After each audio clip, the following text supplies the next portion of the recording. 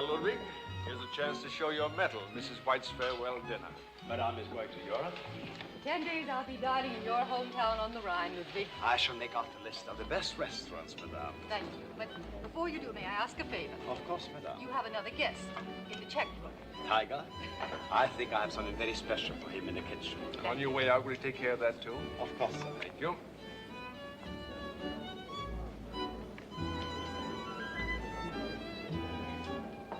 A special request from Mrs. Stanford White.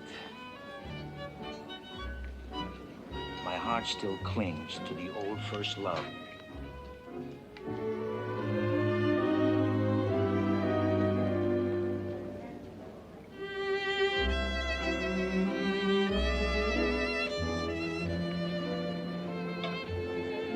No candy for Tiger, Mimi. You spoil his appetite. All right.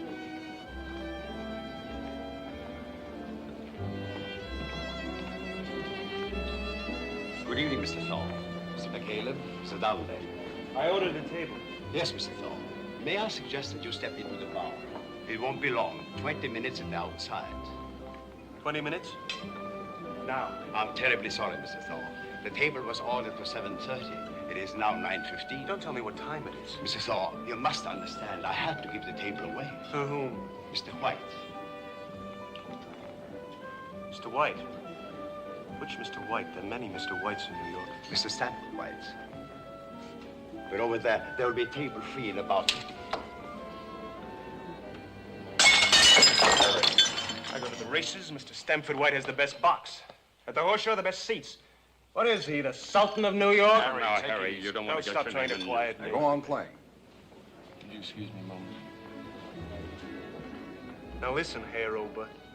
From now on, see that that table is reserved every night for Mr. Harry K. Thaw of Pittsburgh, from 7:30 until midnight. Hello, Thaw. Good evening. You've broken your glasses, Ludwig. Something displeases you, Thaw. What's this all about, anyway? It's this that they gave you his table, Mr. White. Yes, they did. Does that circumstance justify tantrums in Pittsburgh? What I do happens to be my business. Of course it is, so long as it remains your business. Come on, Harry, we'll go over to Delmonico's.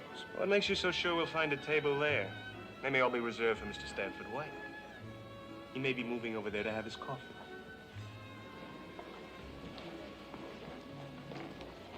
I'm terribly sorry, Mr. White. It's all right, Ludwig.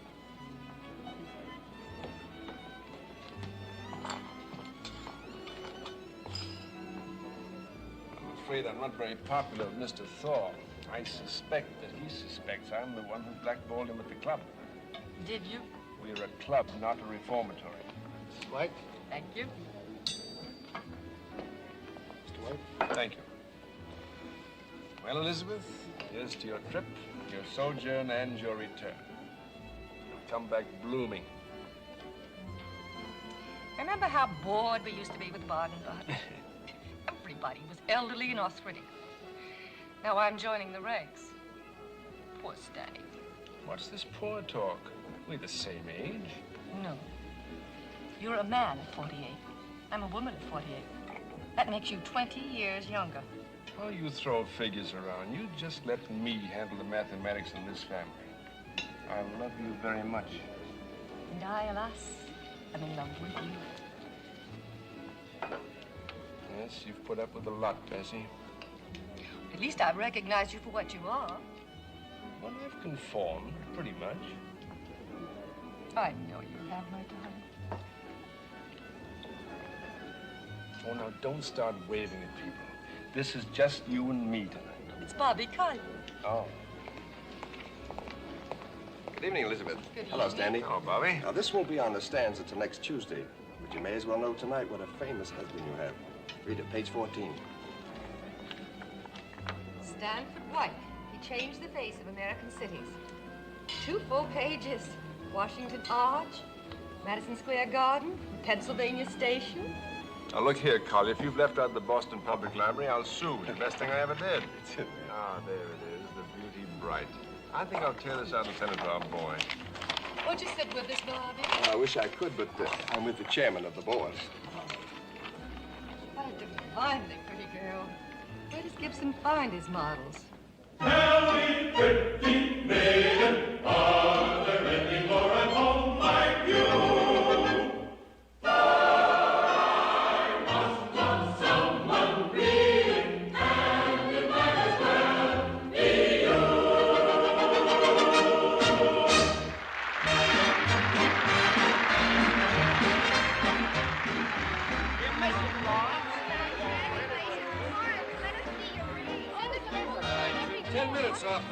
so you wouldn't miss your train, Mr. Van Ness. I'm most indebted to you. I got tonight's show to think about.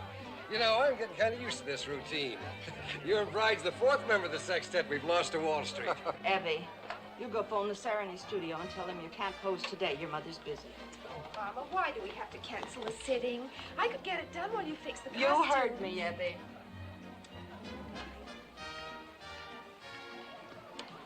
They pay her $5 for a sitting. But believe me, I sit too, right next to that camera. Here's the costume, Miss Nesbit.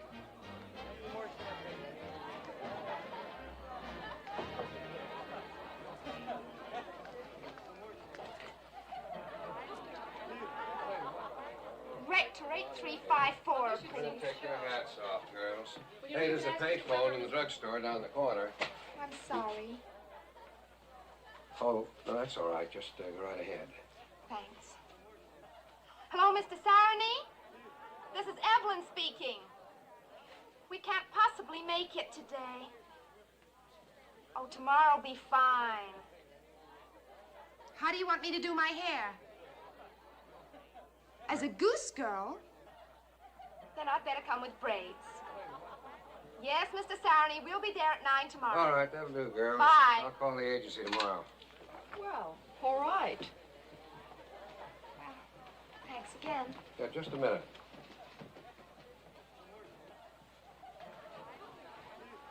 Who are you? Mrs. Nesbit's daughter. Who's Mrs. Nesbit?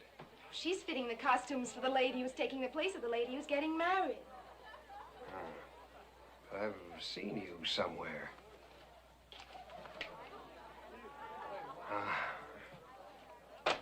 You ever been in the theater? We go to plays twice a year. No. I meant, have you ever been on the stage? On the stage? No. Oh, do you ever do any singing? Oh, yes. Where? In the choir at our church at Tarrenton. That's on the Allegheny River. I don't suppose they taught you any dance steps. Oh, yes. The week before Christmas, we always had a cantata. All right, honey. Now you take your hat off.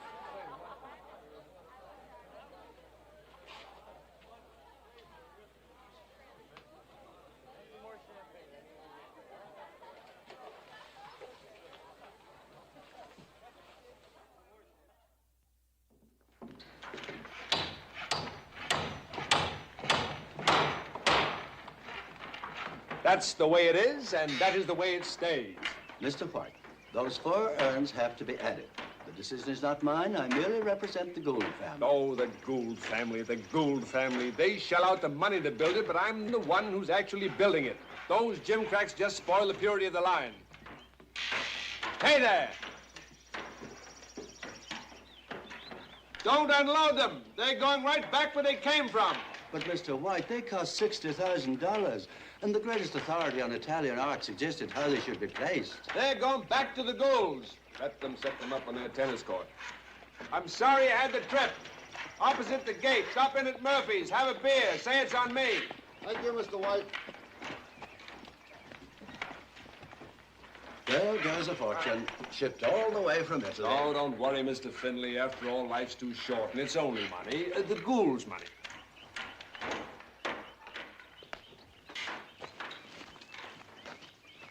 Hello, Gwen. Stanny, how lovely to see you.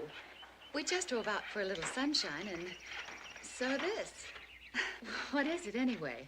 That, my dear, is the Hall of Fame. And you didn't drive out here just with some sunshine. You want something from me. Well, whatever made you say that? Everybody wants something from me.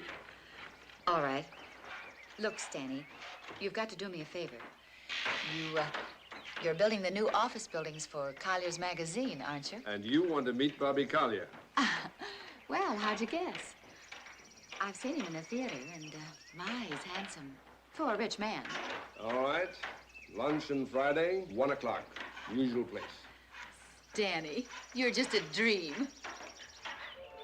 Oh, that smudge will never do. Sorry. Of course, Mr. Collier mustn't suspect that I asked for this. I'll just drop in Friday with a girlfriend of mine, huh? Shall I bring Elsie or Irene? Her.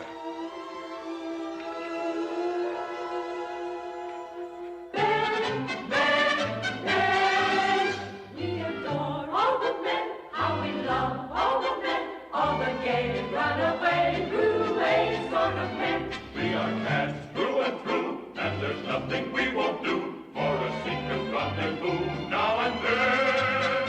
It's so nice to have a man about. We could never do without men. Men, men, men.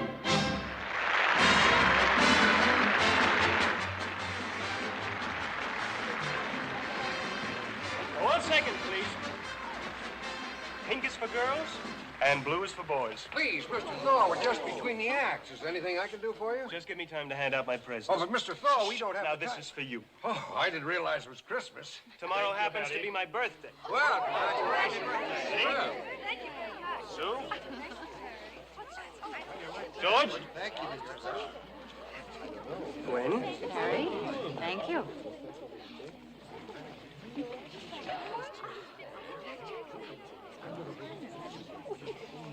I haven't seen you before. I've only been here a week. Then you should have two. Oh. Bill? Everybody, grab for yourselves. Please, I want the ladies and gentlemen of the cast to do me the honor of being my guests at luncheon tomorrow at Sherry's. Oh, how nice. I've ordered Maine lobster, Belgian truffle, salad, or the dressing I'll mix myself.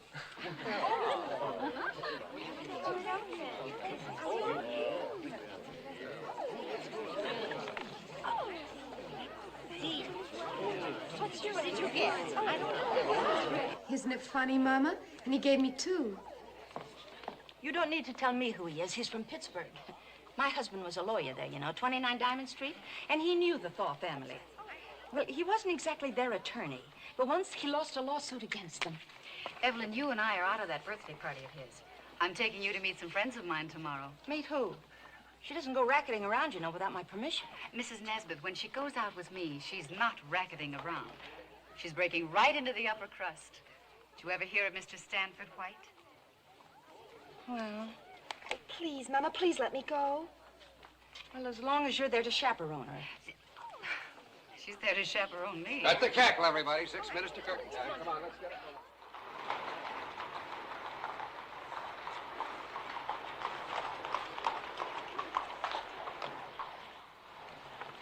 Here you are, driver.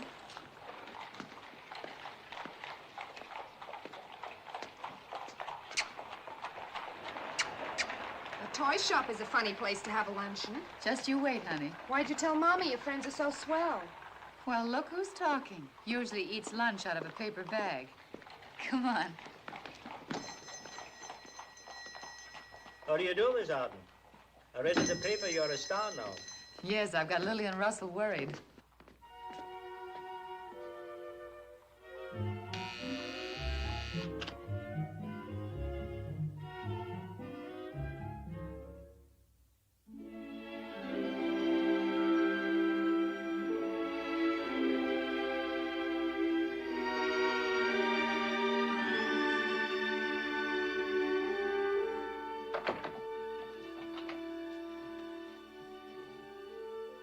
Hello, Gwen. What lucky chance made you ring my doorbell? Don't you remember, Mr. White? You said whenever I was in the neighborhood, I must come to luncheon. Did I say that? Mm-hmm. Well, now, let's see. Maybe there are some leftovers.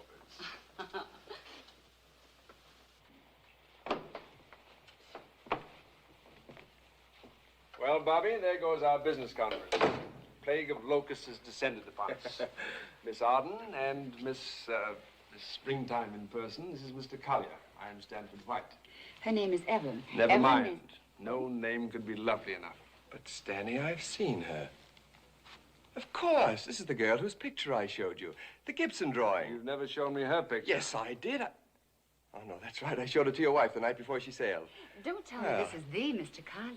You know, I have a bone to pick with you. You have? Whenever you sit in that second row seat in our show, I forget all my lyrics. I sit there very often. Come nightfall, my feet turn of their own accord in the direction of the casino theater. That's a lovely dress you have. Oh, well, it's really Gwen's. Oh, But the purse is mine. really? From an admirer? In a way. Ah, you sirens of Broadway. How do you like your caviar? With a soupçon of lemon or a whisper of onion? Caviar? There's the caviar. You've never had any? Don't tell Gwen. Oh, cross my heart. I'll fix you some the way I like it. Just a little caviar and a touch of onion. There, you see? And you just put that in your mouth. Thank you.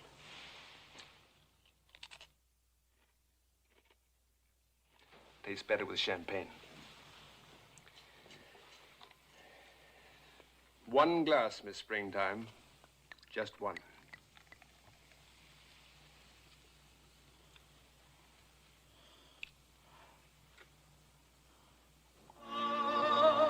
They never can forgive. Nice party, sport. Nice party. What are you going to have? Everything. Good. That's all, Harry. They're calling for their host. There are 2 more. That's for you and me. Everybody else has been served. No. No, there are a couple that aren't here yet. Oh, that ardent liberty chicken. One other girl. The new one. Forget about it. Come on, let's see. How about some of this ham here? It looks great. Yes, champagne.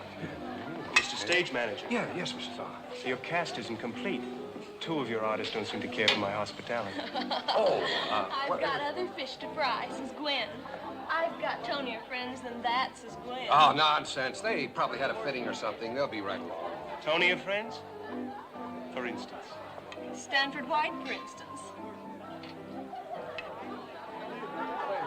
Say, Harry, the chef has asked for permission to photograph your birthday cake before they bring it in. They were Stanford White. Well, he has to eat, too, doesn't he? Not as good food as Harry K. Thaw provides, of course. Ladies and gentlemen, and bumble stiffs from the Tenderloin, it's my privilege to lift my glass to our host.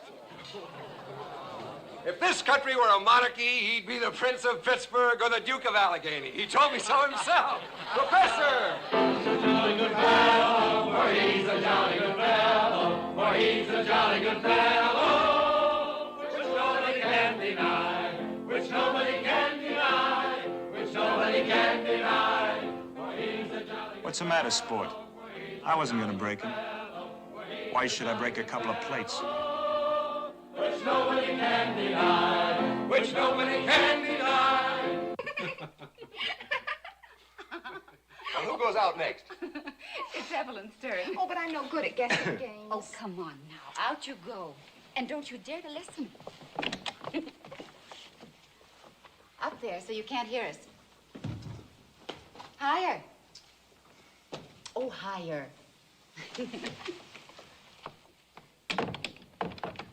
I've got just the right one for her to guess. Oh, Sarah Bernhardt. Oh, that's too easy. No, she'd even get that in 4 questions. I've got it. Buffalo Bill. Oh, do we have to take old people with beards? Why not talk about something young and lyric and virginal? Like who, for instance? Well, like Diana, the one on top of my Madison Square Garden. Oh, well, that's too tough for her. Well, let's try it anyway. All right. Evelyn, come on now. And keep it clean. No suggestive answers. Evelyn? Young lady, we are ready for you.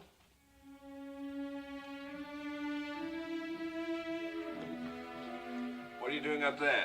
Keeping out of earshot. May I take a look? Curiosity killed the cat, young lady. But go in.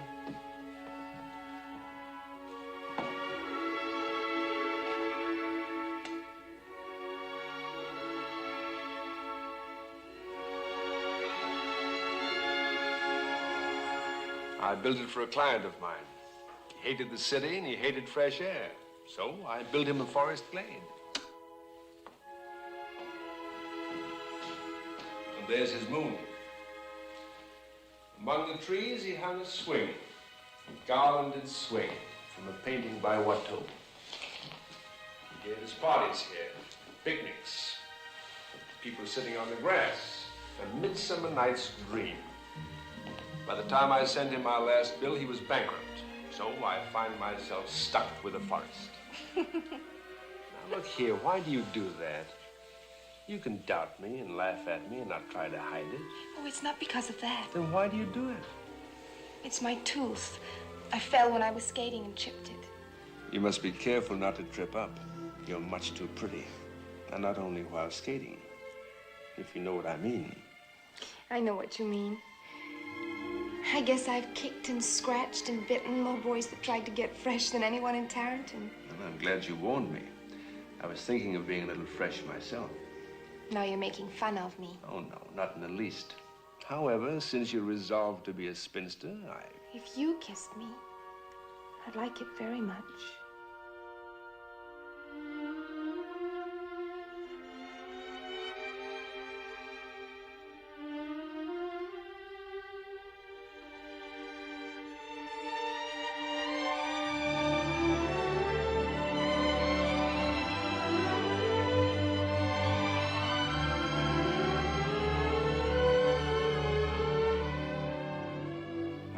didn't mean it to be that sort of a kiss. I didn't either. Evelyn, Stanny. Coming. No.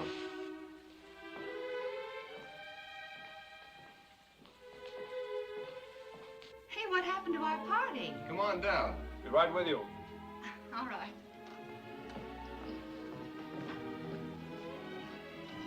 It's Diana. What? That's your question, but don't guess it too quickly or they'll know I squealed. Diana. Do you know who she was? Of course. The goddess of the hunt. Then you'd have guessed it anyway. Probably. She's on the top of Madison Square Garden. I know. I put her there. You did? No wonder Gwen says you're important. Sweet child, isn't she? Very. Gwen. Let's use our heads. If ever I ask you to bring her here again, don't. Well, Stanny. And tomorrow, take her to a dentist and get that chipped tooth fixed. Take her to Hollingshead. He's the best in town, and send the bill to me.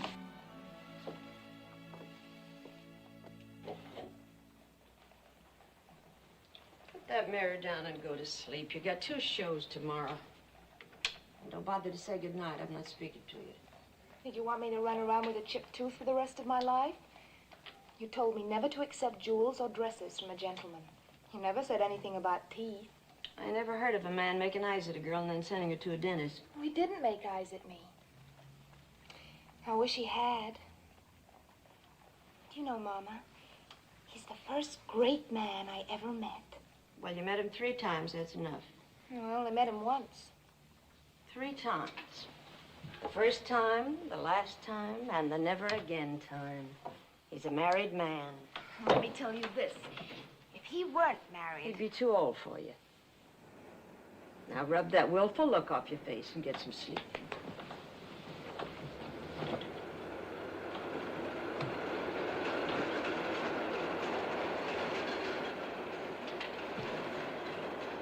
It is an improvement, though, isn't it? What? My tooth. Don't you think I look prettier? Really pretty? Pretty, pretty, pretty. That's all you ever think about.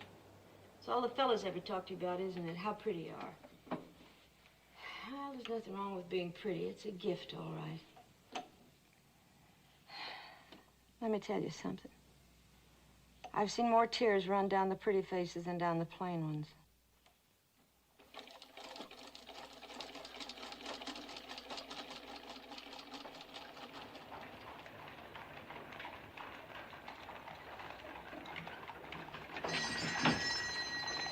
What can I do for you? Oh, how much is that pinwheel, please? 5 cents. Would you wrap it up, please? Sure.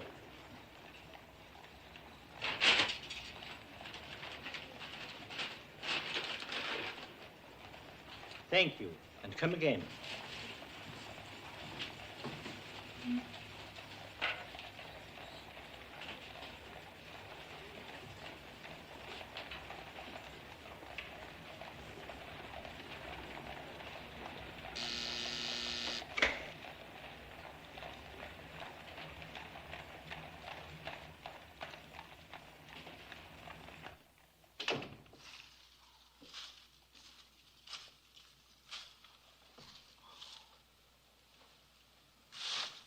Yeah?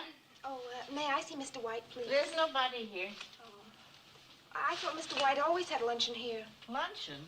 I come in at 11, and the last one's is just leaving for breakfast. Well, maybe I can write a note. I came to thank Mr. White for something. Oh, well, come on up. We'll see what we can do.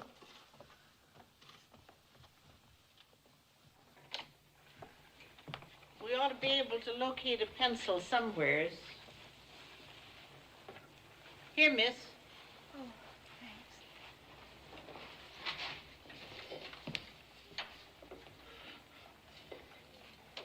All right, Mrs. Komsky, you can go.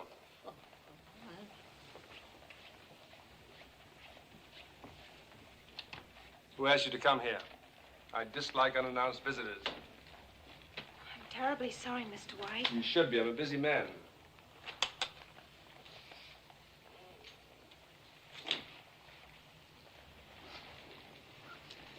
Oh, kittens, forgive me. I'm not at my bonny best this morning. Let me look at you. Now I feel better. All right, what is it? Just thank you. Oh. I hope maybe you'd come to the theater. Haven't had time. Oh, well, you used to come quite often, they say. Don't look at me like that. And don't stand there with that light in your hair. And will you please go away and don't come back and don't thank me for anything and don't telephone.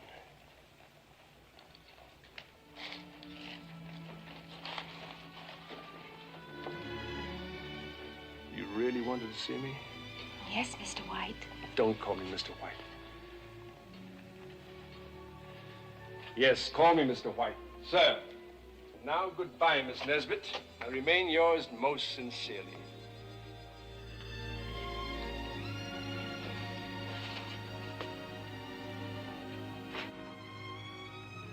You know the truth, of course. About what, Mr. White? About you and me. I only know about me. Somebody's got to have some sense about this. And considering the age difference, it seems I am elected. You do understand, don't you? Yes, Mr. White. I won't come back again.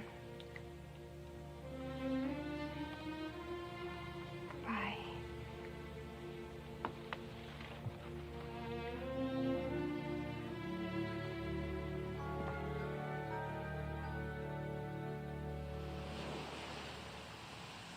Evelyn.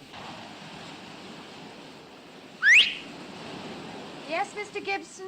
I said a dreamy look, not the depth of despair. I'm sorry, Mr. Gibson. That's better. Now you look as though you just lost your best friend.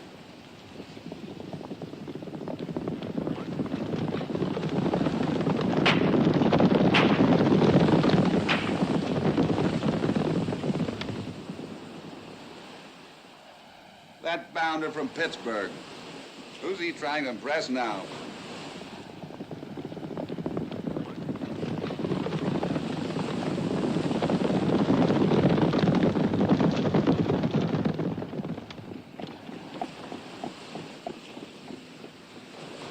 Well, it's like 4th of July at Coney Island. Thanks, Evelyn. We'll finish it tomorrow at my studio.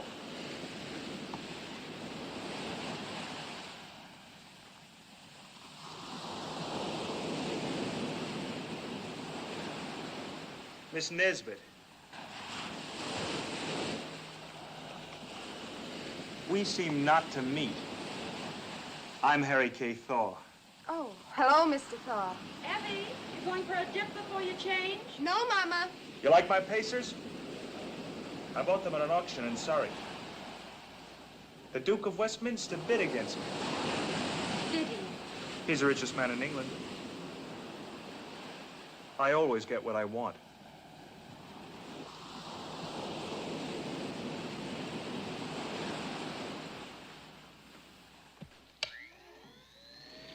That part of it works all right.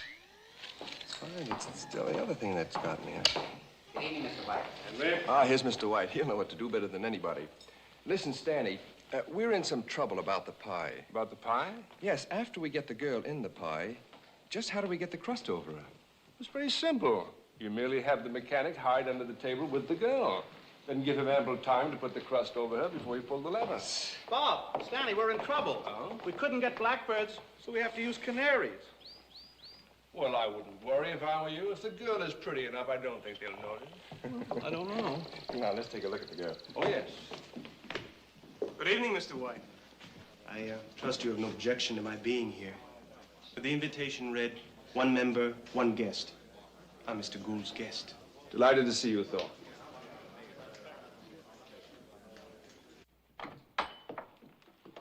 Ah, here she is, the prettiest featherweight in New York. You remember the kid, don't you? Yes. Yes, of course. Hello, Evelyn. Hello, Mr. White. She has 4 costumes to choose from and a hairdresser. Aren't you in Floridor anymore? I got the night off. Why, better pay? Much better. Oh, she drives a hard bargain, this one. We offered her 50. She settled for 75. Telephone, Mr. Collier. Excuse me. Did your mother tell you to take this job? My mother's in Pittsburgh. You must have been awfully hungry for $75. I can use it. You should have called me. You told me not to call you. Then you should have written. You told me not to write you.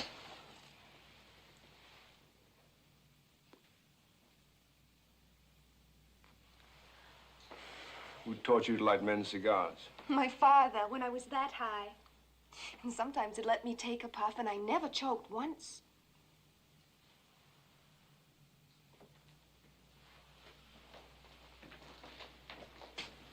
Oh, Johnson. Yes, Mr. White. Call Plaza 6231.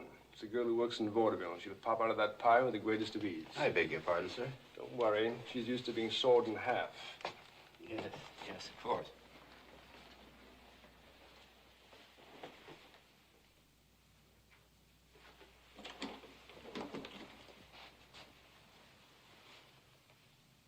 Come along.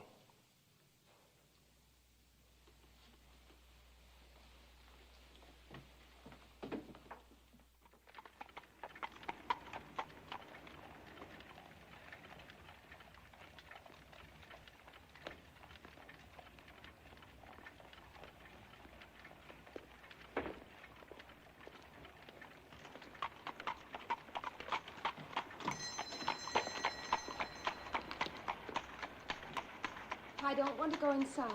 No, you don't. I suppose you prefer jumping out of that pie in front of a herd of stags.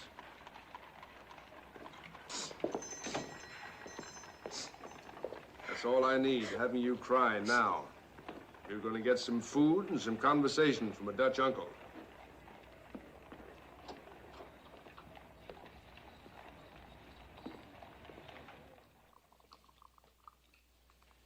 Can't understand your mother. Leaving you alone in a city filled with wolves and whistlers. I'm glad you're mad at my mother now instead of me. I've never been mad at you, kittens. You're a goose. You're a fool. You shouldn't be allowed out without a veil over your face.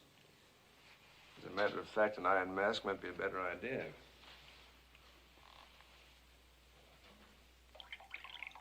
Do I have to drink this? I never drink beer. You don't have to do a thing you don't like, kittens. Could I have some ginger ale, please? Well, I'm afraid my cellar doesn't quite run to that. But you may have a glass of this.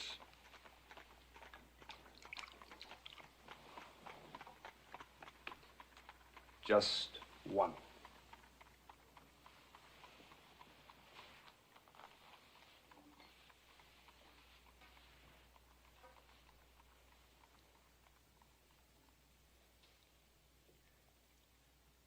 A child and a man paced side by side, treading the skirts of eventide. But between the clasp of his hand and hers lay, felt not, 20 withered years. What's the matter? Don't you like it? It's a poem by Francis Thompson. I love it. Then come on. No. No. I want to see that book. Book? What's the big idea? I won't have you carrying around telephone numbers of vaudeville girls or any other girls. You know, kittens, I think there's a touch of the cat in you. Excuse me. Hello, yes? Who is it? Oh, excuse me, it's my foreman. Go ahead. How'd you know I was here? Well, no, that's just as well. I checked the changes. Yes, there's a new blueprint on its way. I'll compare it with the one of April 12th, eliminating the stone facings shown in sections F, Q, and W. Yeah. Now, this will change the column and beam centers slightly and reduce the footings along the west wall of the auditorium. That's right. All right, Mac.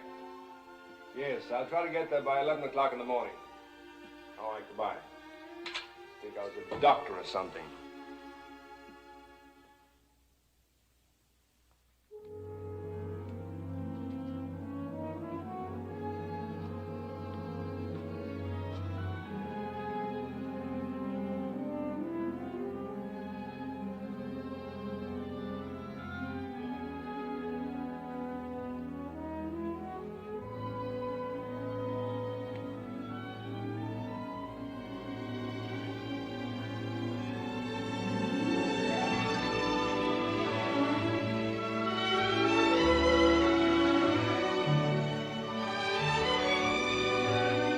Shoot for the moon. Shoot for the moon.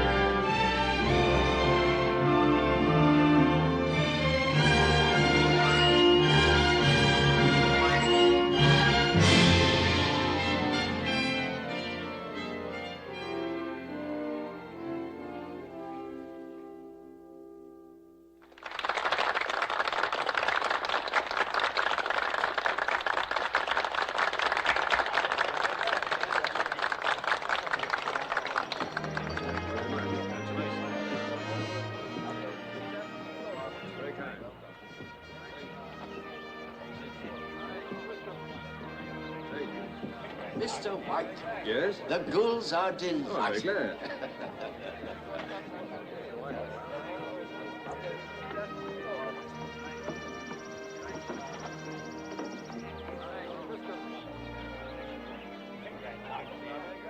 I came as soon as I could. I know.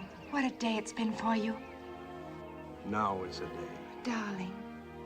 Were the speeches any duller than usual? Oh, I didn't notice. I just watched the back of your head. You don't know how I've starved for the sight of you. I hoped maybe you'd come yesterday. I couldn't make it, kittens. They've been working me overtime. Have you been thinking of me? Have I been breathing? Oh, Evie. It's an old and tired phrase, but you're never out of my thoughts.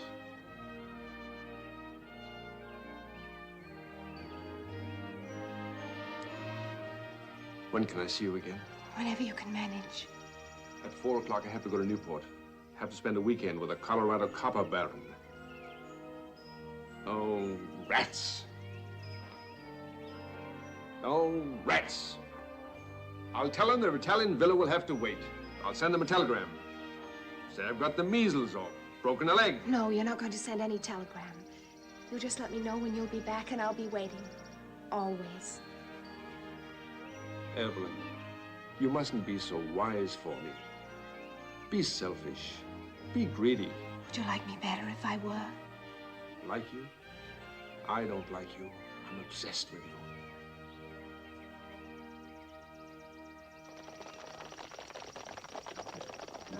You've got to get back. Yes. Yes. Don't. Here. Get yourself a cab. Go and get yourself a new dress. And get a hat that matches the color of your eyes. Just keep buying things that are from me.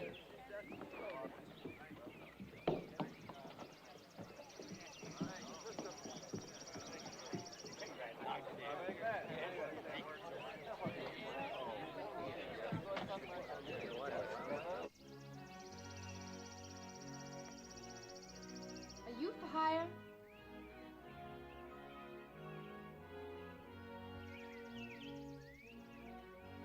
Are you for hire? No, I'm sorry, ma'am. You may have some difficulty finding a cab, Miss Nesbit. May I have the pleasure? After all, we are old acquaintances. Thank you very much, Mr. Thaw. Everything seems to be taken.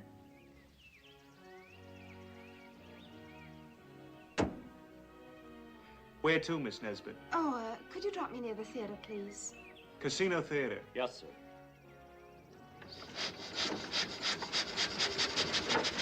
It was a nice ceremony, wasn't it? I wouldn't know. You wouldn't? Then why are you here? To take you back. Could there be a better reason?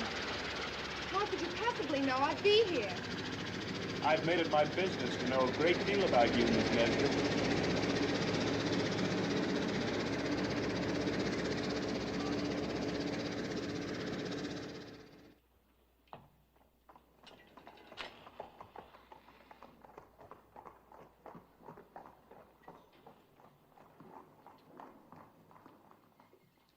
Mama. I didn't know you were back. Why didn't you light the gas? I don't need lights to think. What were you thinking about? About my daughter I had to trust for a couple of weeks. I came in on the 3:30, nobody to meet me. Why didn't you write you were coming? Postmarked 3 days ago. I meant to open it. I've just been so busy. Busy doing what? You better come up with a smart lie, because I've been to the Sarony studios. You haven't shown up there in 2 weeks. I telephoned Mr. Gibson. You haven't kept a single appointment with him. I went around to the theater. You didn't even pick up your checks. What have you been living on, air? Don't look willful.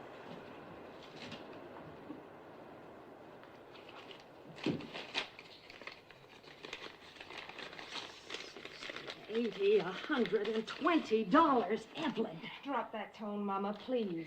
This is money. Money you haven't earned. All right, throw it out of the window. Burn it up. Now, just listen to me, Miss High Chickabirdie. You account for every cent of that money, or I'll throw you out the window. If you want me to leave, just say so. I can move out right away. But I won't be questioned like that. I'm not in the 4th grade anymore, Mama.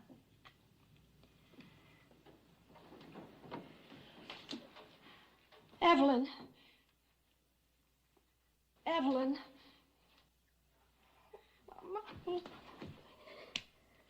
Look, you don't have to answer me if you don't want to. I won't ask you any more questions. It's your life, and it looks like you're going to run it from now on. You got the money from that Mr. White, didn't you? That's right, Mama. And I want you to know that I love him. I don't care about that money. I don't care about all the money in the world.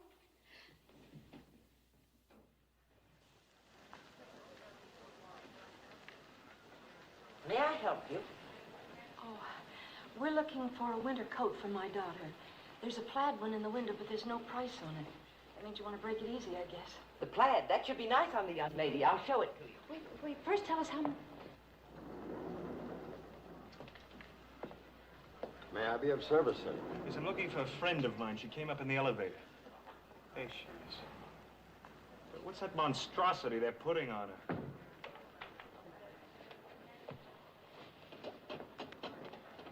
Just a moment, sir. Have you an account at Lord & Taylor?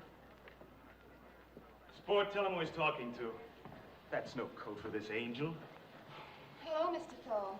May I offer a suggestion? Don't be silly. This is nice, durable material, Mama. It's not more than 65. I think you should take it. Will you introduce me to your mother? I know you're from Pittsburgh. I used to keep clear of Ridge Avenue when you'd race down it in your pony cart. Well, if you don't care for this model, there more. Bring more. You were being ridiculous. Oh, I've displeased my angel. Yes, you have. And what's more, you have no right to call me silly names. Why am I refused what others are permitted? Mr. Thaw, just what exactly are you trying to I say? have implicit faith in you. But I don't trust a certain so-called gentleman who's after every pretty girl in New York. Now, I must warn you. No. Don't take your hand away. I'd like to have it for always. Oh, now look at me. I'm at your feet. Literally at your feet. The whole world should be at your feet. Get up, please. You're making a fool of both of us. Harry. Mrs. Nesbit, will you explain to your daughter that when a man's in love, he sometimes forgets conventions? Put in a good word for me, please.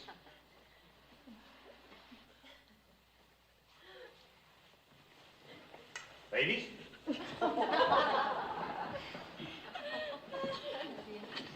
Where's the ladies' room? Oh, yes. Right this way, please. Let's get out of here. Oh, I wish I was dead.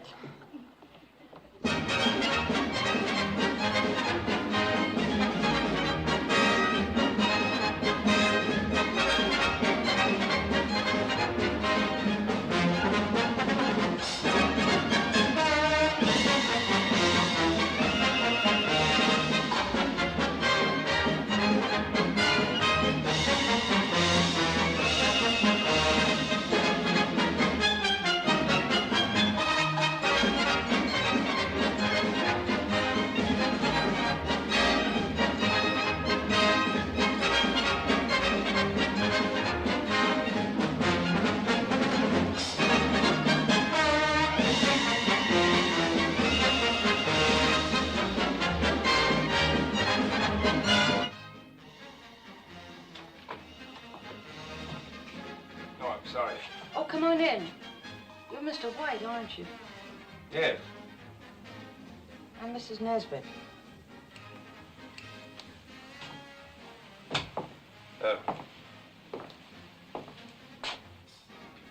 Is Evelyn having supper with anyone after the show tonight? Well, she won't go to bed hungry, if that's what you mean. Mr. George Lederer wants us to eat with him at Delmonico's. He's got a part for her in his new show. Some young fella named John Barrymore, no victuals specified. Hotcakes, maybe, but some laughs. Oh, the rich we have always with us. No card attached, and they kind of grow funny leaves. What do you think sent them? I'll give you one guess. He's the one I wanted to discuss with her. I understand he gave quite a performance at Lord & Taylor's. The incredible Harry Kay. Yes, he got quite a laugh out of the sales force, all right. Come to think about it, he's a young fella in love. Many a man in love stumbles over his own feet once in a while. Nothing wrong with that. The whole world loves a lover. I'm not so sure how the whole world feels about another type of man, though. A man You who... don't have to finish that sentence, Mrs. Nesbit. I'm a man who shaves himself.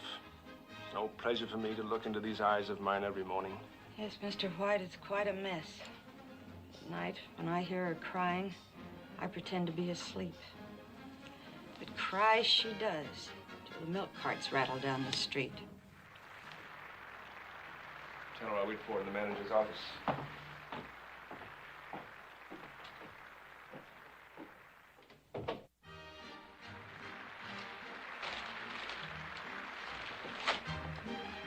Hello, Mr. White. I'd be obliged if I could use your office for 5 minutes. Sure. Oh, Mr. White. Pleasure.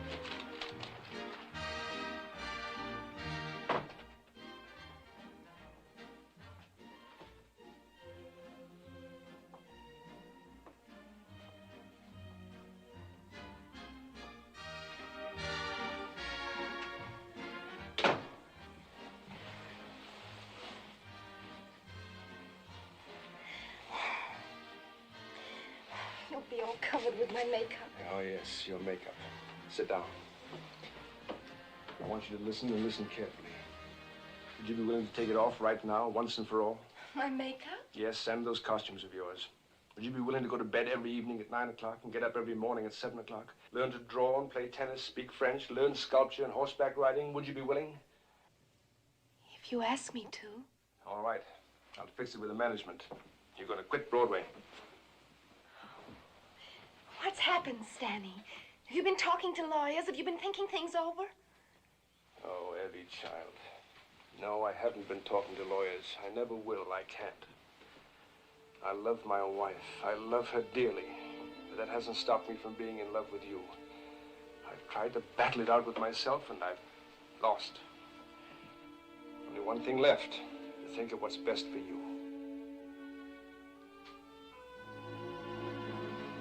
Now give me a smile and tell me you'll do as I say. There'll be no more flower-filled dressing rooms, no midnight suppers, no Harry K. Thaws, and no Stanford Whites either. There haven't been any Stanford Whites. Just one. You must forget him. You're going to a school in the country, the best one. You're going to be fitted for the kind of life that goes with your face, a clean life. Good one. I'll take you out of the school on Sunday. It's called Pumpkin Seminary. I see, Stanley. You can't make me your wife, so you're trying to make me your daughter.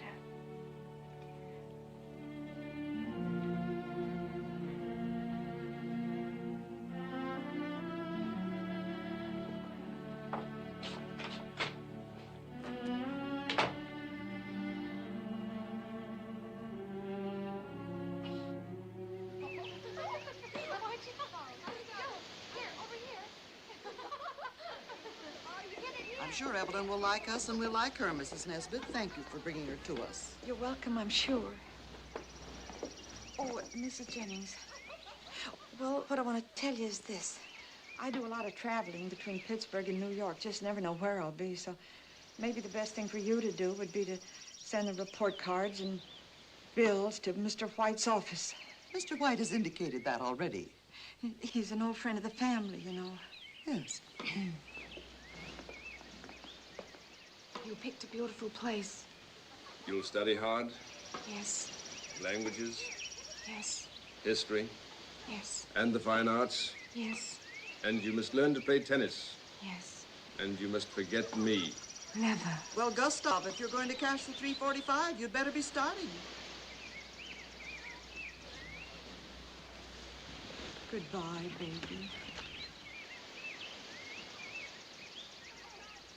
Goodbye. Goodbye.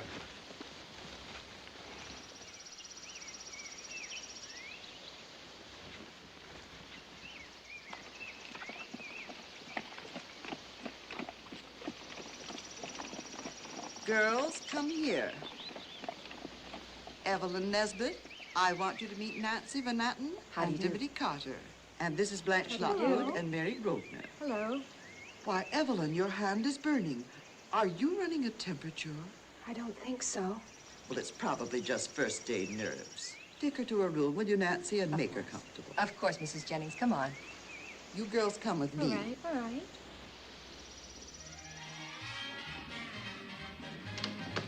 I haven't any idea. It's kind of handy for a girl to stand in good with Harry Thaw. Look, I told you I don't know where she is. Think hard. 2 weeks ago Monday, I missed having my hair touched up. We were rehearsing a new girl. Evelyn had left. End of story. Is Stanford White mixed up in this? Ask Stanford White. He's out of town, you know. Aiken, South Carolina. He and Bobby Collier are down there on business. Look, that's my cue. Nose around a little, will you? Someone must know where she went. Yeah, sure.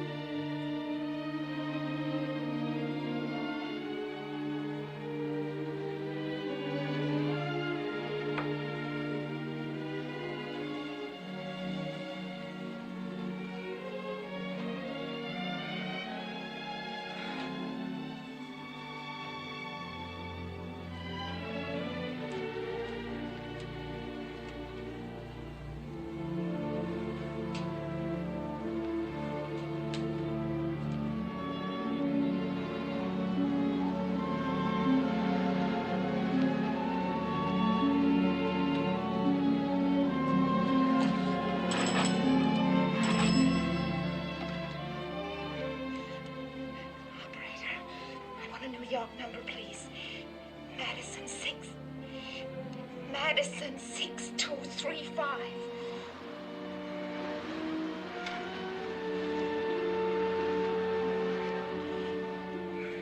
If the number's been changed, look it up.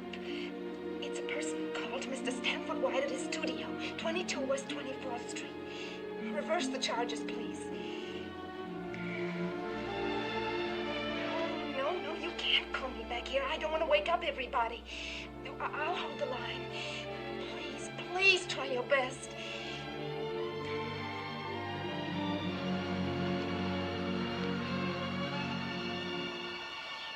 No, you mustn't call back here. You mustn't. Evelyn, what are you doing? Are you out of your mind? You ought to be in bed. They changed the number. They changed the number.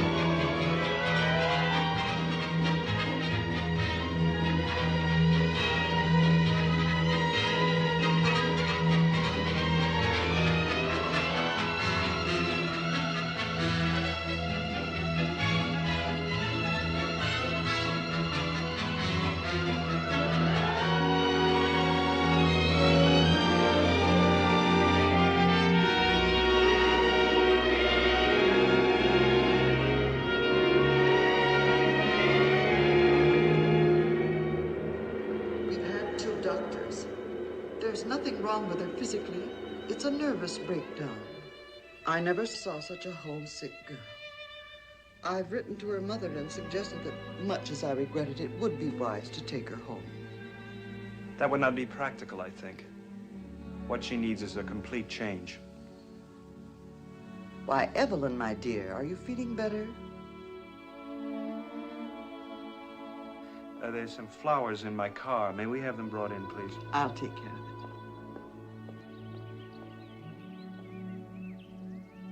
I should be kneeling, but I don't want to displease you again. Please sit down, Mr. Thaw. Oh, now, can't you bring yourself to call me by my first name? We've got to get you well again, and I have a plan. Let me take you away from here. But I don't think... No, I don't mean just from this school. I mean from this country, this continent. Harry. Harry. The miracle has happened. Now, you ought to go to Europe.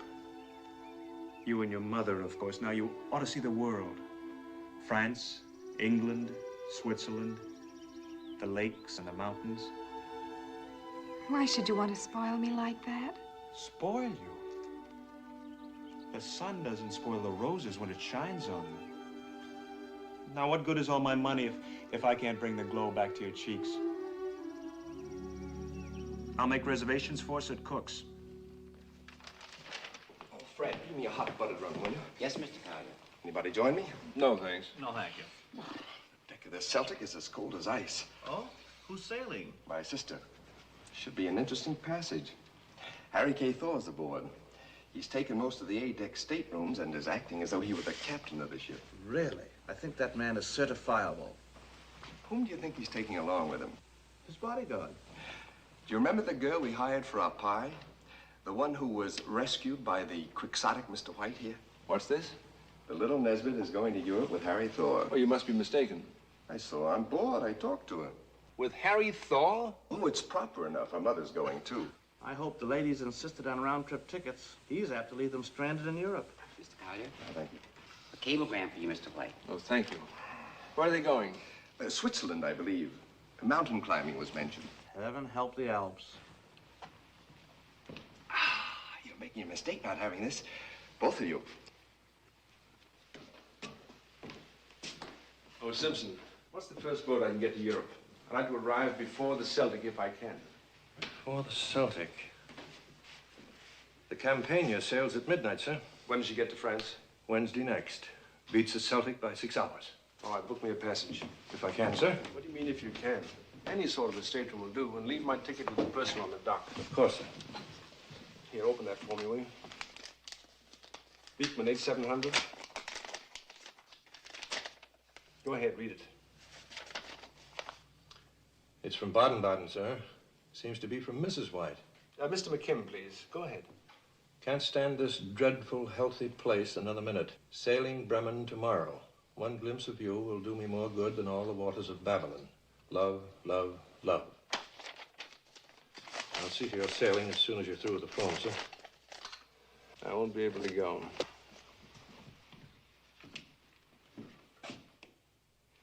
Simpson, do you ever arrange to send money to Europe? Some sort of letter of credit affair? I have some friends there who mustn't be left without funds.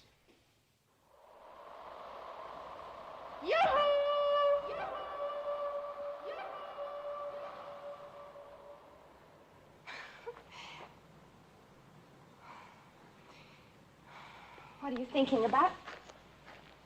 My happiness at being alone with my angel. Look, Harry, you've been perfectly wonderful to me. Don't think I mind pretty speeches because every girl loves them. But you mustn't overdo it.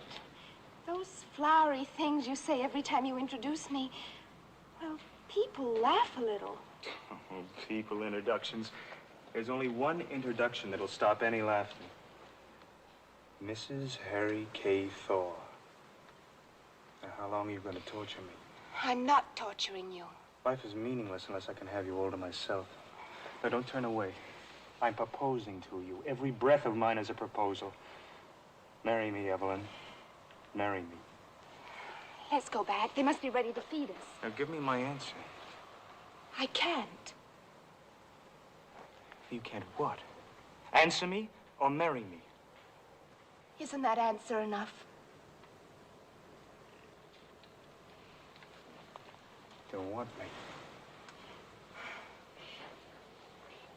It wouldn't be fair to you.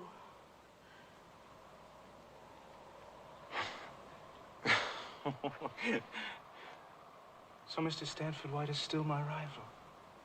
Oh, Evie. Evie, grow up. Grow out of this schoolgirl crush. Won't you please understand? It wasn't as harmless as that.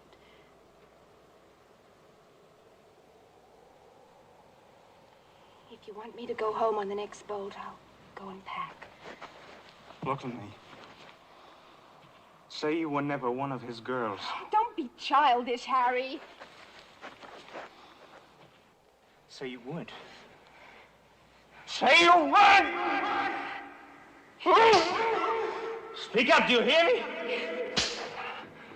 I'm sorry that I'm not the girl you thought I was.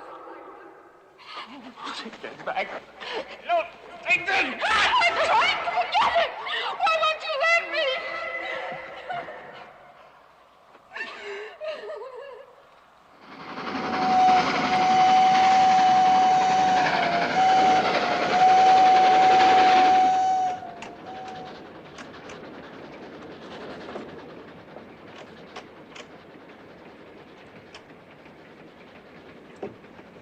Where are you going? I'll only be a minute.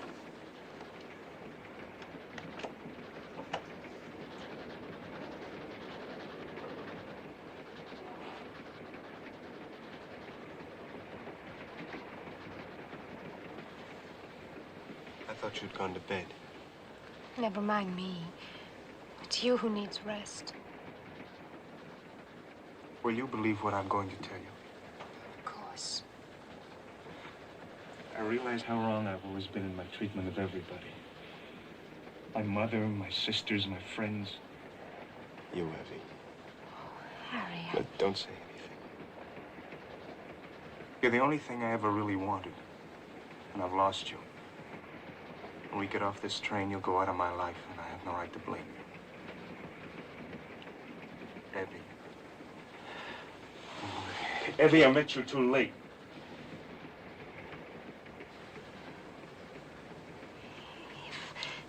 If only you'd ever let me see you like this before, Harry. If. Finish that sentence, Evie. Things might have been different for us. Do you know what you've just done? That's the first time you ever said us. That means you and me. Is it possible? Is there a shadow of hope for me?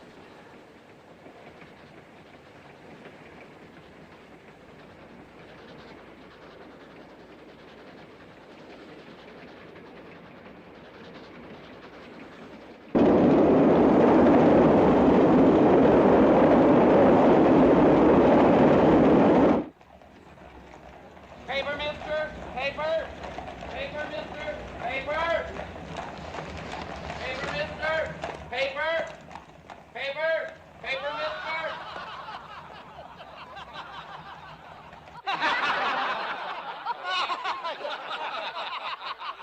Maya, I'm bleeding for the nail!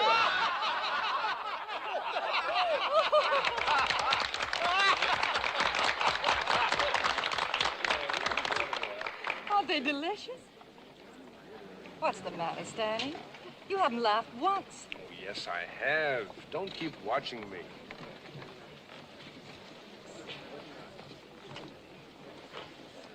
I think I'll go outside for a smoke. Would you care to come along? No, thanks. It's too windy. Gibson, how about you? No, thanks. I'll stay and keep Bessie company. Oh, excuse me.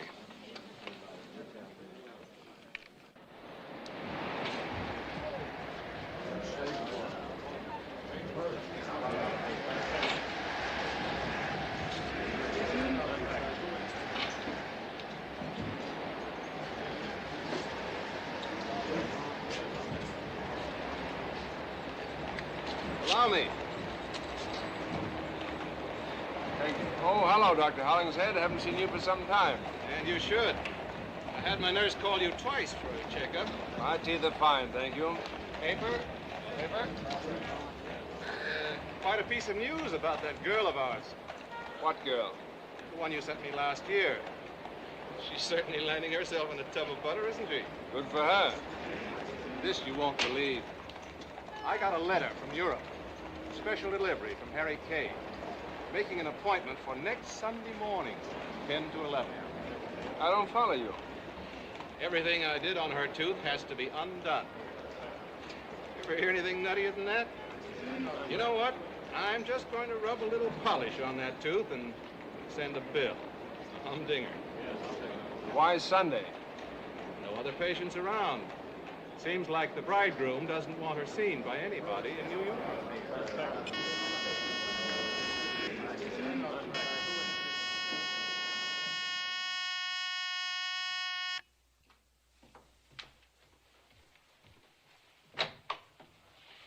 Hello, Doctor. I hope this isn't awfully inconvenient. Not inconvenient at all. Just expensive. May I congratulate you, Miss Nesbit? Thank you. Has the happy day been set yet? Yes, next Wednesday. This old town's going to rock. I'd like to see you in that white satin myself. It's going to be in Pittsburgh. And no white satin, just a dark suit. Oh. You open, please? I never did a better job in my life. No one knows I'm here today. Excuse me.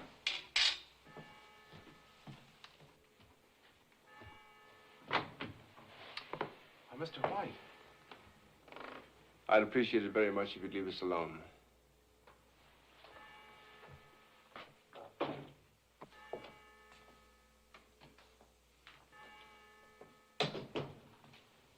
Evie, you can't do it. You can't marry him. You can't. You must go away immediately. If Harry finds out that I saw you, I don't dare think what'll happen. Just as I suspected. You're afraid of him. And you should be. He's not a sane man, Evie. He's been kind to me. Listen, I'm going to move heaven and earth to prevent this marriage. I'm going to drag details out of his past that'll make the Sunday supplements blush. I'll prove he's not fit to marry any girl. Is that mother of yours blind, or has she decided to sell you by the pound? Nobody's selling me. Nobody's making my decisions. I'm marrying Harry because I want to. You don't love him? Don't I? How would you know about that? I know.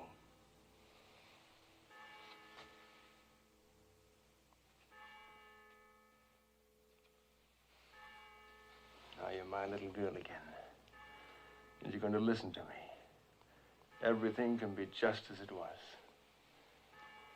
As it was.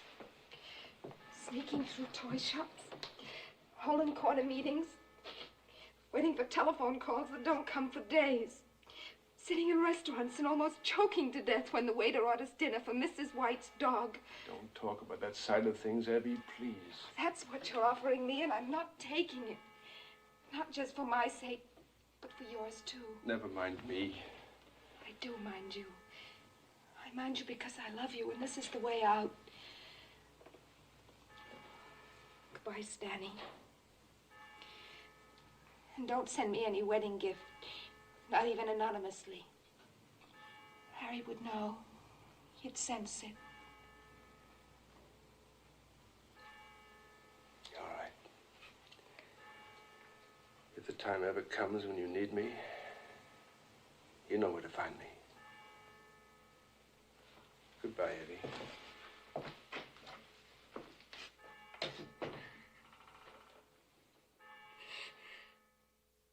I pronounce that they are husband and wife together, in the name of the Father, and of the Son, and of the Holy Spirit.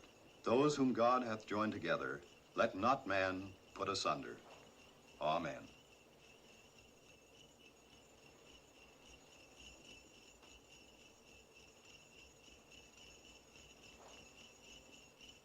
Congratulations, Mr. Thaw. Thank you. Lots of happiness, my dear. Congratulations. Congratulations, Harry. Don't cry, Mama. Your baby's just married $40 million. You want to know something, sport? To get me, you'd have to have 41.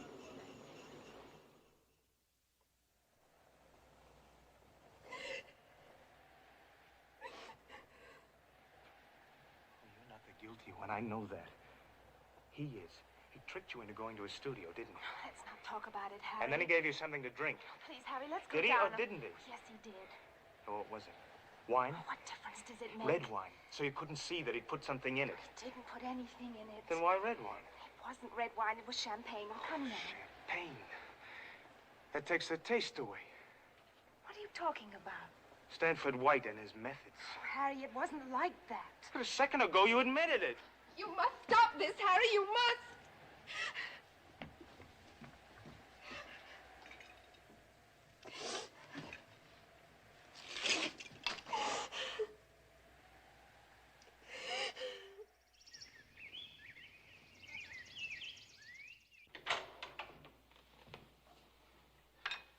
My friends have been very thoughtful and generous. You'll start writing your thank you letters this morning. Do not use general terms, such as the most wonderful gift I ever received or your beautiful present. But study each gift individually and mention it in detail. That's what I intended to do. You sometimes make mistakes in spelling. Use the Webster on the library desk. And I'm not to lick the stamps with my tongue. Yes, sir. Here, come look at this. From my old pal, Bill Sturgis. Best shot west of the Mississippi. Once in the Mojave Desert, a rattler raised itself against him.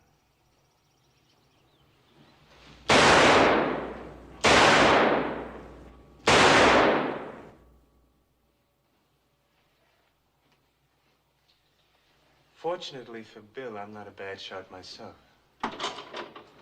Harry, what happened? What is it? Something wrong, sir? Now, what's all the excitement? I was just telling Mrs. Harry an anecdote. Must I be interrupted when I'm talking to my wife? Oh, of course. I'm sorry.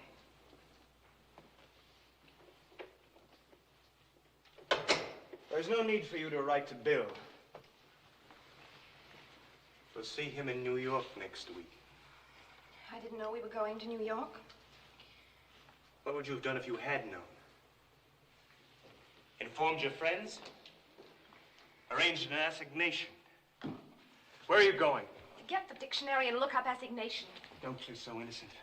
You met White at the dentist's office. My driver has eyes in his head. That was before we were married. It pleases me to discuss it now.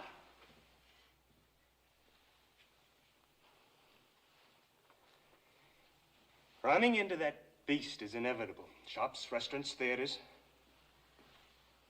When it happens, you must tell me.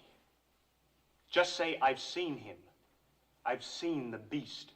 I won't say any such thing. You refuse. Interesting. Would it violate your sensibilities too much to use an abbreviation of the word? Just the first letter. A capital B. All right, Harry. But I hope no such occasion arises.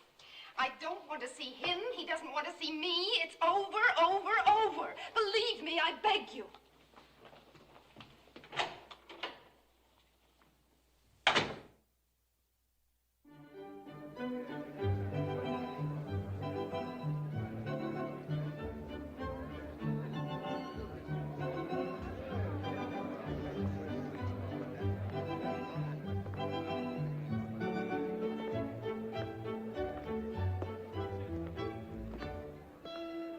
No, actually, it was the Italians that conquered the Matterhorn in 1865. They came up from the south side. Coming down, 3 members and a guide fell over the edge.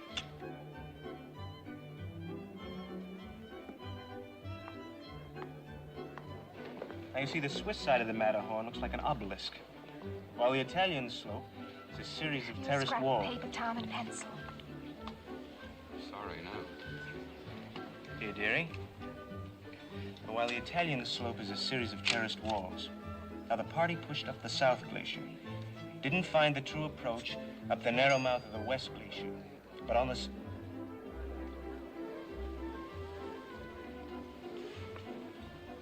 I saw it. Is the time we left for the theater? What show are we going to see? Mademoiselle Champagne. It's right around the corner. We can walk. Check. Which theater? The roof of Madison Square Garden. It's a clever idea. An open-air theater right in Midtown. Well, it was a clever architect who built it. America's foremost architect.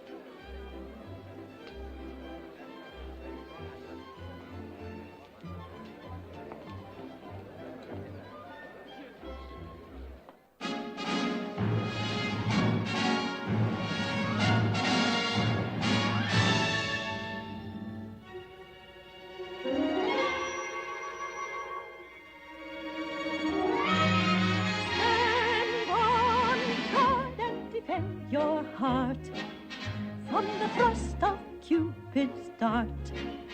There is no retreat from a fate so sweet. I challenge you to love. All my heart I'd sacrifice just to win so sweet a prize. So defend your charms, for with open arms I challenge you to love. This is a stinking table you got. It's the only one they had left, boss. Did you tell them it was for me at the box office? Of course I Don't did. like it. We can leave after this number and go someplace else. Well, that'd be better than squatting back here with the tourists. Give me a match. So on guard with flashing foils. Let the victor take the spoils. When the duel is done and we both have won, I challenge you to love. Is an answer quick to slay any lonely heart that comes his way. Be wary if you miss, I will parry with a kiss. Touché. Touché. So on guard with flashing foils. On guard, the victor takes the spoil. When the duel is done and we both have won, I challenge you to love.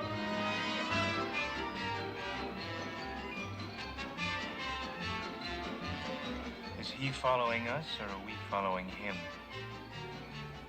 Our foremost architect has just come in. You saw him. Please, Harry, He didn't greet you. Why not? Beneath contempt. You wouldn't have liked it if he had greeted me, would you? Let's go now. It'll be cool. I think we should stay and finish our champagne. I don't want any. Isn't it as sparkling as the kind he used to serve I you? want to go, Harry. Champagne with a strange taste. If you're not leaving, I am. Sorry. I didn't want to bring up unhappy memories. All right, let's go. Pay for the bottle, sport.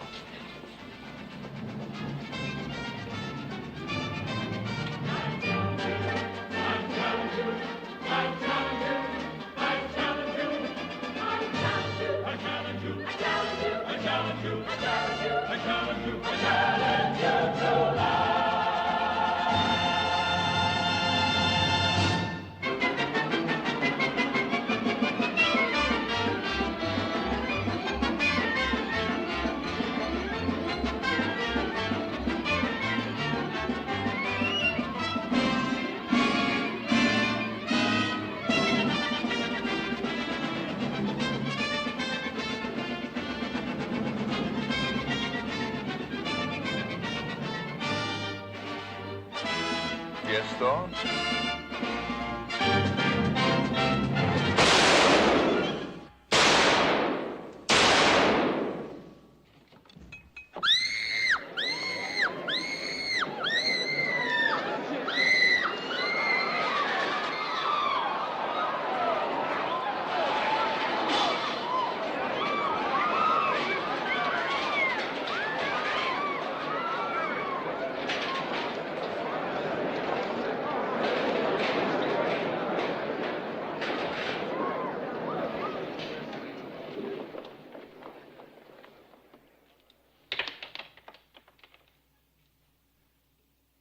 I did it because he ruined my wife.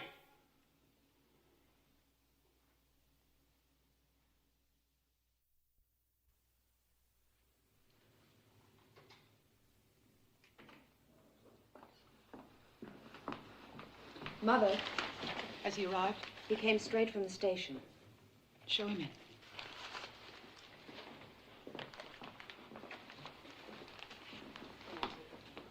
Thank you. Very kind. Mrs. Thaw. I hope you had a good trip, Mr. Delmas. Thank you. There's nothing quite so restful as 6 days on the train. I may as well warn you that an attorney from California isn't going to be too popular in New York. Oh, really? Well, I find dislike somewhat stimulating. The savage prejudice of the district attorney against my son it's terrifying. District Attorney William Travers Jerome states, despite all of his millions, we shall prove that Harry K. Thaw is a murderer. And I pledge my sacred honor to the people of this city that he shall not escape the ultimate penalty. Oh, well. How many New York attorneys have you consulted, Mrs. Thaw? 8. Why did you dismiss them? I found out that 6 of them had been friends of Mr. Stanford White. The other 2 struck me as inadequate. I'm told that you've had many cases of this sort. Murder cases? 411. May I ask how many of those you won? Yes, 411. May I?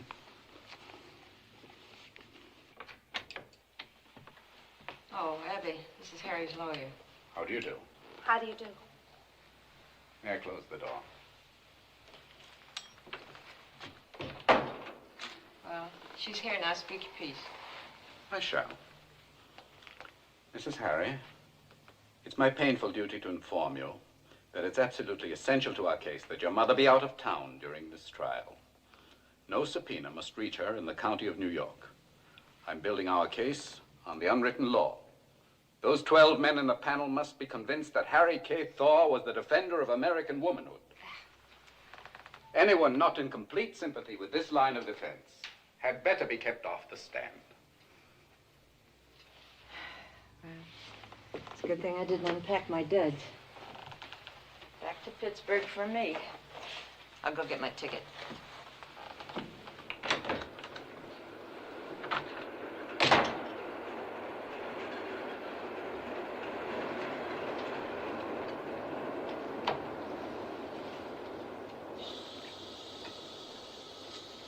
Is it only a coincidence that you are dressed in black? What do you want me to say? Should I be glad that a man was killed? He had wronged you very deeply, Mrs. Thaw. Your husband has told me how Stanford White took advantage of your youth, how you were drugged and assaulted. That's Harry's favorite story. You'll have to tell it in the witness box. That's what you want me to say? Oh, yes. And under oath. I wasn't forced into anything. I wasn't drugged. Your husband thinks you were. Oh, yes, that's what he thinks. And what Harry Thaw thinks must be true. But he says you confirmed it. Did he tell you how he wrung it out of me? In Switzerland. On the train to Chicago and in Chicago. On the train to the Grand Canyon and in the Grand Canyon. In hotel rooms, in compartments, everywhere, every night. Talk, Evelyn, talk. Was it like this, Evelyn? It must have been like this. I've been sitting in the witness box ever since we were married. 5 o'clock in the morning, you'll say almost anything. I want you to repeat it once more. In the cold light of day and in the one witness box that counts. You can't save Harry with a lie. Mrs. Thaw, I'm a member of the bar. I wouldn't allow you to perjure yourself. I certainly wouldn't prompt you to tell any lies. Trust me for that. You must testify. I can't. I won't blacken the name of someone I loved. I won't go on the stand. The fact that it involved Harry Kendall Thaw, a multimillionaire from Pittsburgh, and Stanford White, one of the greatest architects of our time, doesn't change anything. What happened that summer night in Madison Square Garden was homicide. Deliberate, premeditated, malicious, tenderloin homicide. Since my learned opponent has seen fit to go to the scriptures to defend his client, let me also call to your attention 2 things that stand written as of old. Vengeance is mine, saith the Lord, I shall repay. And the other, which came from the thunders of Sinai, and which has been embodied in the code of every civilized race for thousands of years. Thou shalt not kill.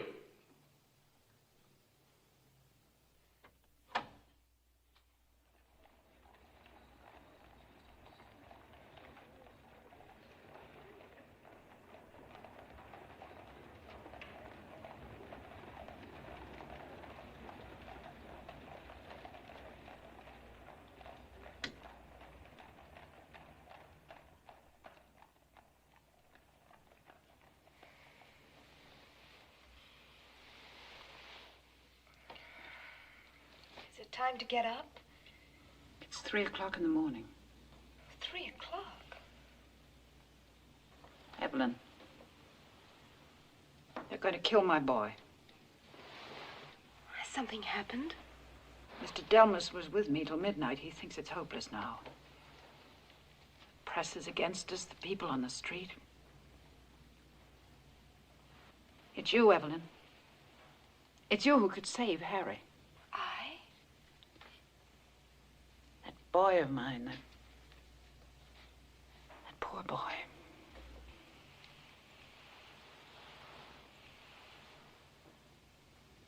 A dreadful thing happened before he was born, Evelyn. He wasn't my only son. Did you know that Harry had a little brother, Robin? Robin was the stars and the moon and the sun to me. One night he had the sniffles. I took him into my bed. In the morning he was dead. A pillow had smothered him. In my sleep, I had pushed it down over his poor little face. Can you imagine what it's like to be carrying another child with that guilt on your breast? The very womb in which Harry grew was a torture chamber. A torture chamber of mother love. That's why he is what he is.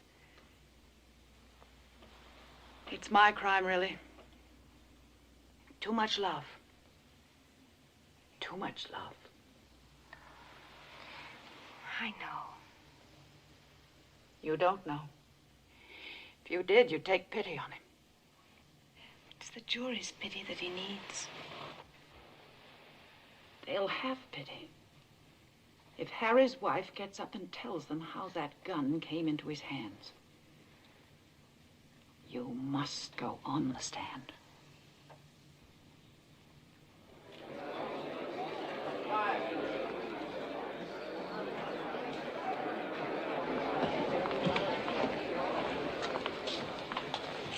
Hello, Charlie. Oh, Bob, how did the last session go? Just routine. Ballistic experts, medical luminaries, waiters, cab drivers. Have you heard the news? No, what? Evelyn's going to take the stand. Everybody rise. This court is now in session. Henry, will you change places with me, please? Sure, Mr. Gibson. Be seated.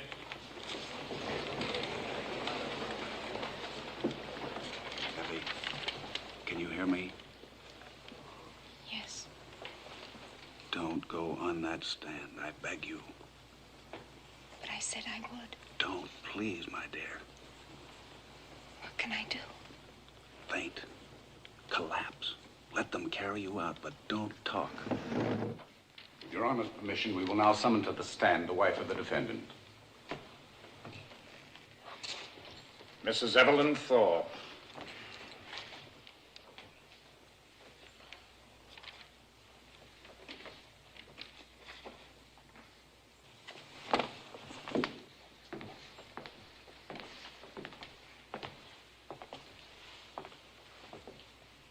Do you swear to tell the truth, the whole truth, and nothing but the truth, so help you God? I do. Be seated, please.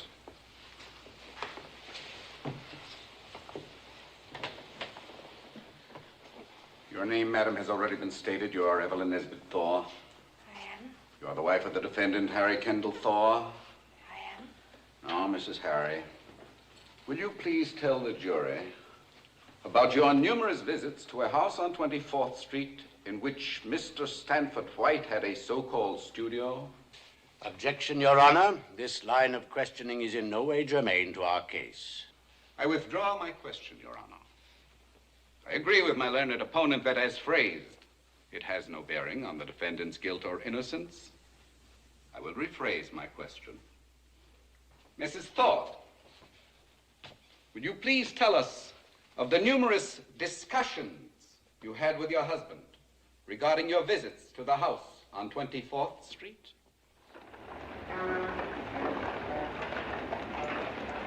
Wait till the district attorney starts in on her. I object. Your Honor, I am merely trying to appraise the credibility of this witness. Her testimony is an attempt to make the jury believe that the murderous act of her husband was justified. I submit I have the right to explore the background of the witness. Objection overruled. Is it not true that while you were the paid mistress of Stanford White, you accepted Harry K. Thaw's invitation to a luxurious trip abroad? I was never his paid mistress. These checks receipted by Mrs. Jennings, did they pay for your board and keep at her school? Mr. White sent me there as a pupil. To learn what? Objection. Objection sustained. Will you verify these bills paid by Mr. White to numerous stores for articles delivered to Evelyn Nesbit? Yes.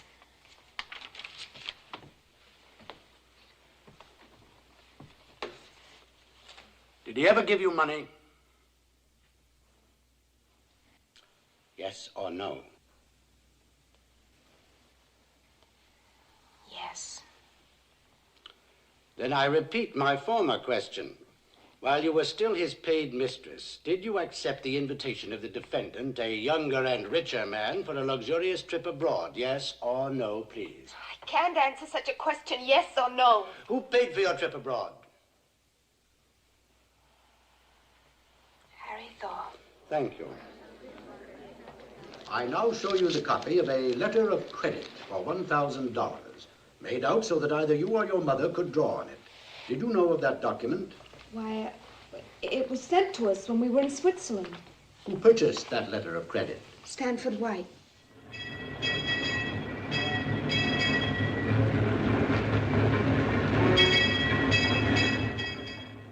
my learned colleague, has just painted the portrait of a venal young woman.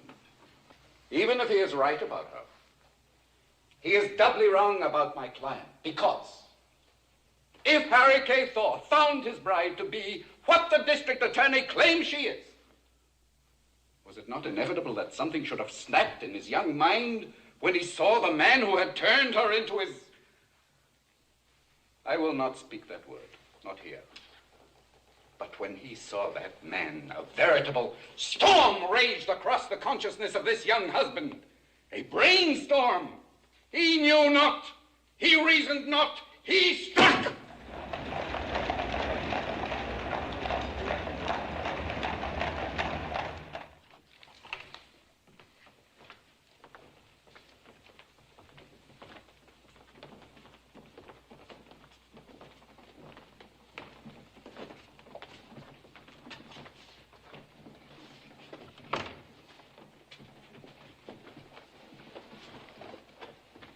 Have you reached a verdict?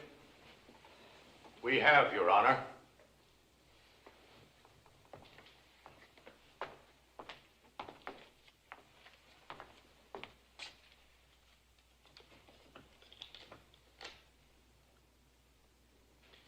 Will you read the verdict, Mr. Clerk?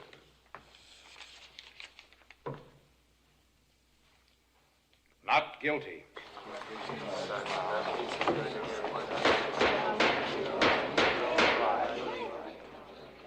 Because of insanity.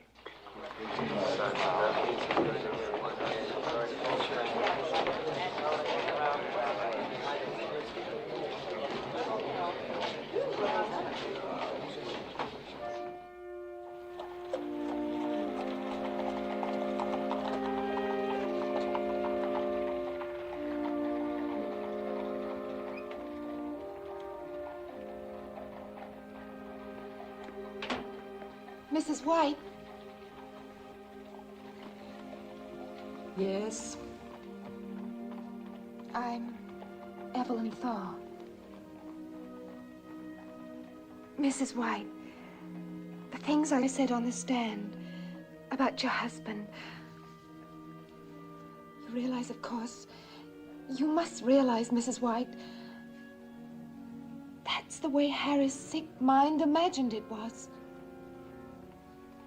He twisted it back and forth until his questions became my answers. And then he believed it all himself.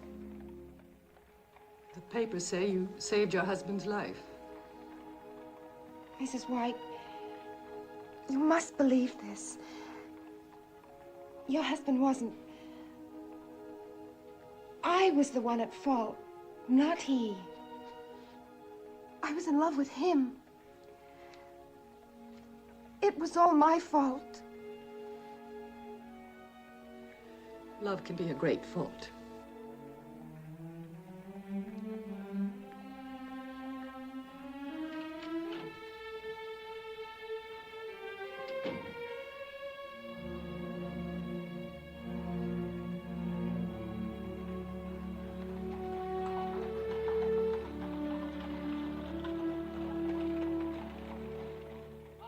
Hold it. Stand back, boys. Stand back. Now, I hope I haven't forgotten anything. Everything is packed, Mr. Thaw. Gordon, I want to thank you for your kindness and consideration.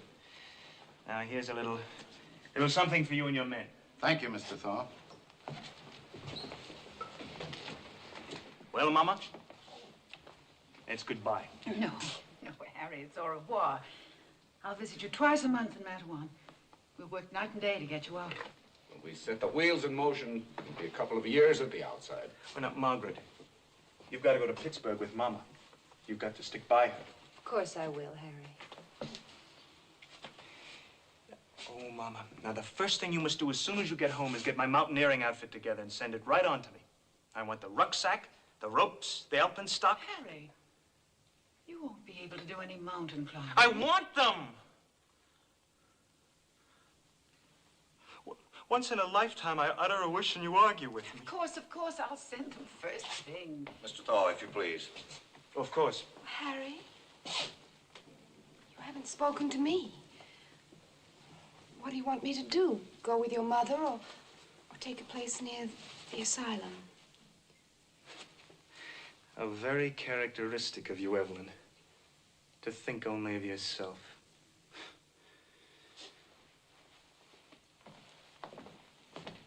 So long, boys.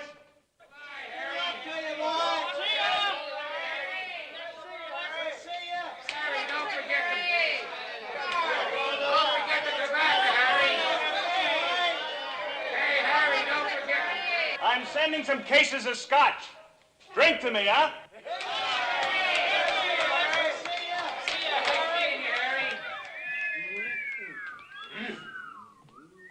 Baby, can I go for you? I think of you all the time. How about a quick kiss? Come on,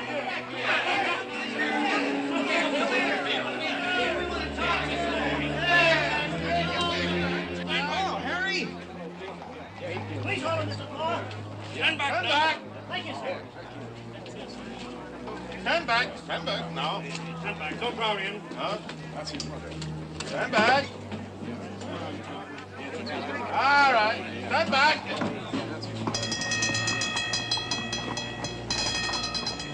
Stand back now. Stand back. Stand back. There she is. There she is. There's Evelyn. How about Sam? Stand back now.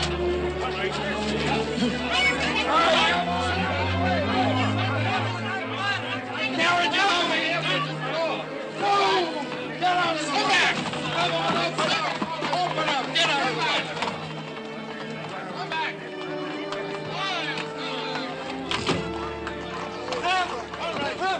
I don't know how to thank you. Well, that's all right, Mrs. Thaw.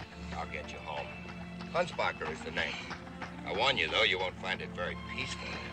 It'll be a brawl. Look, here's who'll be waiting for you. Press, photographers, of course, that goes without saying. But now you're up against the agents. 10%, you know, the flesh peddlers. They'll offer you 5 weeks on the Keats circuit, a season at the Folies Bergère, and the Minskys and the Pinskys. You belong with Huntsbacher. Look, my place is in Atlantic City. There's a convention every week, money like saltwater taffy. Look, you're going at 4 p.m., 6 p.m., and you break for dinner. Then there's the gala at 10, and then the midnight show. Tell the driver to stop. Look, on Saturday night, we have an owl show. Driver, stop at the corner. Oh, say, you're gonna need that money, every penny of it. They don't bank on them Thaws. They'll write you off like a bad debt. Look, put your faith in Huntsbacher. See, this will be the show of the century. Wait a minute. Do you know how I'm gonna present you to that audience?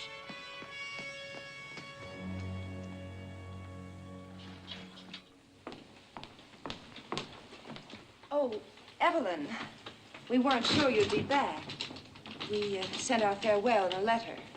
The suite's been paid for the rest of the week, so you might just as well stay on till then. Till then? And afterwards? Well, there's a memorandum from me in this letter about the bank, how much you may draw, the name of a lawyer here. That's just for your present needs. I thought you might want to go abroad again. It might be more comfortable for you after the things that Mr. Jerome brought out. Harry thought so, too. Did he? Then why didn't he sign the check? I have to sign all checks from now on.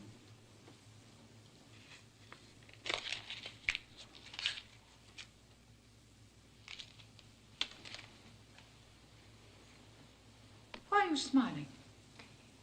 Do you happen to know a Mr. Huntsbacher in Atlantic City? Huntsbacher? Certainly not. Strange. He knows you. Are you trying to impress us, Evelyn? Take that check. That's what you were after from the word go.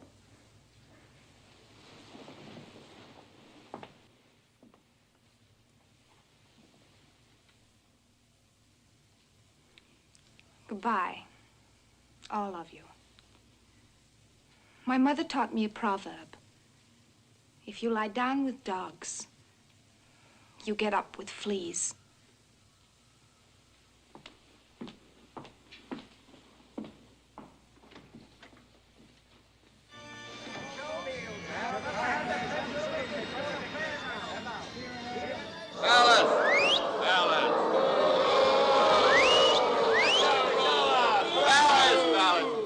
It made me just sick to have to raise the price of admission for this show. Oh, believe me, it's worth it. I've been waiting years and years to bring you this act. More years than I like to think about. Introducing Evelyn Nesbit, the babe who left one guy pushing up daisies and the other in the bug house. And here she is, the girl in the red velvet swing.